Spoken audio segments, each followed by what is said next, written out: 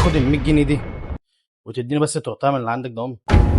يعني ان شاء الله هي اقل تورتايه عندي 240 و 260. 240. طب معلش ممكن بس تيجي توريني حضرتك هي عندنا من اول 240 و280 و260.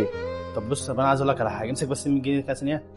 انت شغال هنا اصلا ولا انت صاحب المكان؟ شغال هنا انت اصلا شغال هنا. مم. طب ما خلاص يا صاحبي، انا كده هاجي عليك.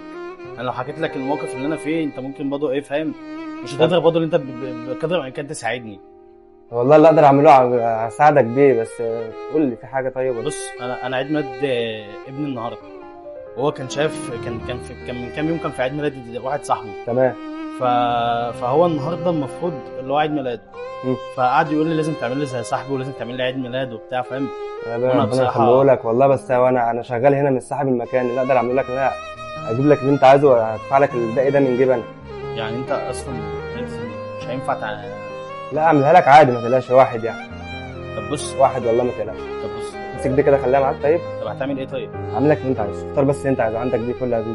ما بص، ما انا مش انا مش برضه مش عايز اجي عليك. لا شفت اختار بس يا حتى. باشا اللي انت عايزه. بص هي شيل شعر. بتاعتي برضه شكلها حلو. دي يا باشا بكام؟ بس اختار انت داخل الاول على التورتايه، فانت اختار اللي انت عايزه. وانا مش عايز برضه اكون جاي عليك لان عارف ان انت شغال في لا المكان على يعني. دماغي، على دماغي والله احنا اخوات زي بعض. يعني عادي مفيش مشكله. على دماغي والله احنا اخوات زي بعض يا فندم. طب خلاص هات لي اي واحده عادي. اختار بس اللي انت عايزه هي فاهم ارخص واحده طيب، انا مش عارف. يا باشا. اجيب لك اغلى واحده، مالكش دعوه، بس اختار.